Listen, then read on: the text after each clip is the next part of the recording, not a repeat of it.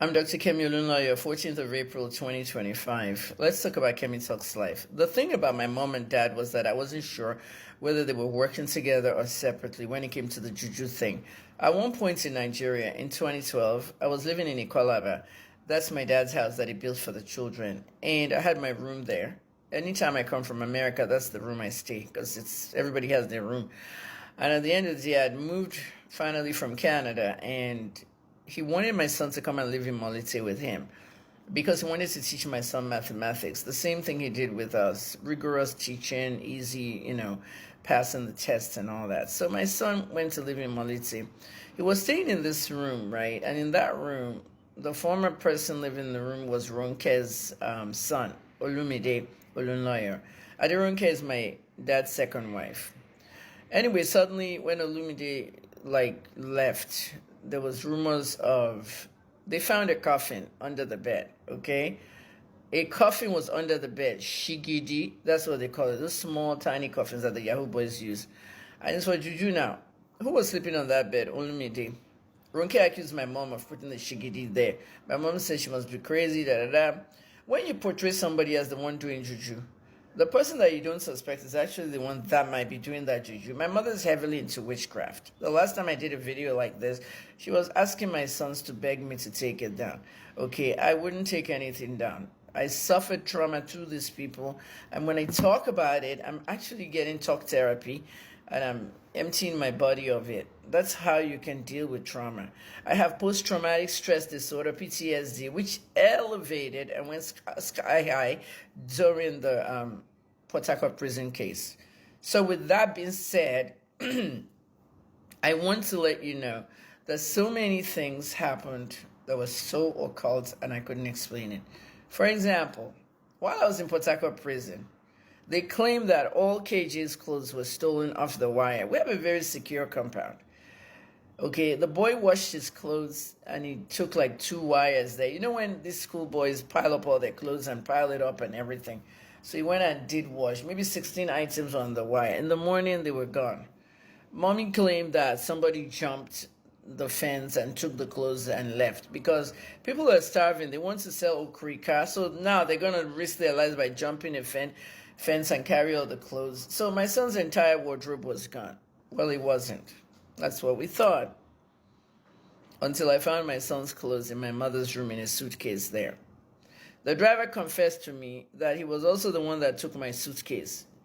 One big suitcase, mi lọ sílé ológun àti suitcase ọmọ mi. Mommy, ẹni kọ́ lọ káṣọ níta lóru tí gbogbo èèyàn ti sùn. Hey, àwọn kìíní yóò ṣe gbọ́ sétí now. But onírọ́ ni Kẹ́mi, ó ní mental issue, ó ní mental instability. Nǹkan tó ń portray me as nìyẹn. They look like mad woman sí gbogbo yín. Nǹkan tó ń ṣe fún mi nìyẹn. Wọ́n wá rò pé mi ò lè sọ síta, wọ́n rò pé ojú máa tì mí. No, ojú ò lè tì mí. Nígbà tí mo dé láti Port Harcourt prison, tí mo wá suitcase mi ní yàrá, I know what I have. I know what I own. I couldn't find it anywhere. She said she doesn't have it. She doesn't know where it is. Blah, blah. Ultimately, we found that suitcase in one extra room in the house up there. And it was not until that driver was fired later on. I had moved to Lagos. The driver wan call me to sọ fún mi pé on ló máa ń gbé mọ́mí lọ sílé ológun táwọn bá ti kúrò ní church. Àwọn máa ń lọ sọ́yọ̀. Imagine living Kudeti in Ibadan, near Bere, after church. Instead of coming to your house in Agodi, you are going to Oyo Street because you are going to a ritualist. That's what my mother was doing. No. Before I left Ibadan, I took her Bible and I tore it into pieces. I had to do it. Because this woman is with the Bible all the time. Bible is not something I want to cut into pieces. I shredded that Bible in front of her and I took it to the back and I put kerosene and I set it on fire. The flame that was coming out of that Bible was purple. Flames are not purple. I videotaped the whole thing.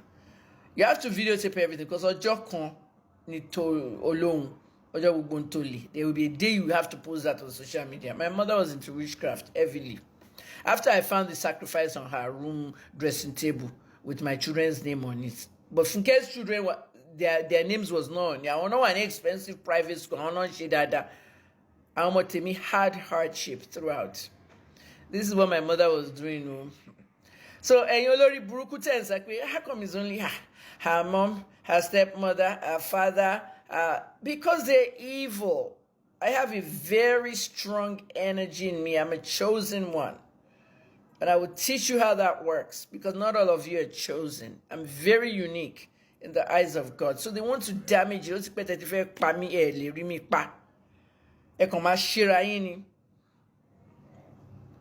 goes to a church called the Grail whatever. The Grail whatever is a cult. That's all it is. Don't get me wrong. It is a cult. Well, when I got my suitcase back, she now tried to say, oh, it was accidentally put there. Who took my suitcase out of my room? My room was supposed to be locked with a key while I was in that prison. So because the clothes were contaminated, what can I do? Me, a woman now. Moani come on me suitcase across the street. Yeah, then really. The woman that does bolly and corn season, she do corn. Bolly season, she do bolly. So my son took the suitcase to her. Told her that I told him to bring the suitcase because we're moving, we're leaving. I didn't say where we're going or anything, and we're not even close to moving yet. That would have been another 3-4 months. But we're moving, we just had tell her that we're moving to another part of Ibadan soon. I'm trying to empty stuff. She can use all this for her children. It was a lot of clothes. My own clothes, she loved it. And then my son's clothes, her little boy loved it. But this is what my family did to me. This is what they do behind closed doors. I will try and tell you as much as I can. Mentally, me will feel good. Mo fẹ́ see one particular therapy because what on shaming sin was triggered by the fact that daddy died. It's a psychological thing. Daddy Koroju Road 1, when I was sexually assaulted, yet you checking what attracted so I'm not, men are attracted to me, I'm not attracted to anybody. Like, I don't like guys. Like, one girl that Auntie Adjuni was talking about, she went and married a woman. I will not marry a woman. I'm not a lesbian. But I just don't have affection. Do you know what affection is? Affection is when you love something. I have affection for this iPhone, no, blah, blah, blah. There's a love between love for iPhone and love for a man. But that thing that goes to the man, the affection, I don't have it. Trauma, look, Pawubere. I want to feel me, Mama, she go fund me. But global go fund me, she. I want your marker story me. And GoFundMe told me that if you have a story in the news, that it also helps donations. And I want to go on Jennifer Hudson's show, J-Hud, and Oprah's show, because women, look at what the FBI posted yesterday. You know, I'm even talking to the FBI now. Look at what they posted. It's Sexual Assault Awareness Month. And I didn't even know. And until I said my own story there and everything. Kids, girls, women, you know, sexual assaults, you know, is... Anyway, that's what they did, though. We got rid of all the clothes because my mother had taken them to the ritualist. And when the driver now left, the driver that cooperated with them, driver Tony Kolomu glasses me, the glasses me more. I went to First Bank. I left my glasses on the glove compartment. I went to the bank. I went crazy when I came. The glasses me, hello, one moto. Bank, it was gone. The driver said he never saw anything. Glasses for mommy. My mother. Yeah, lawyer.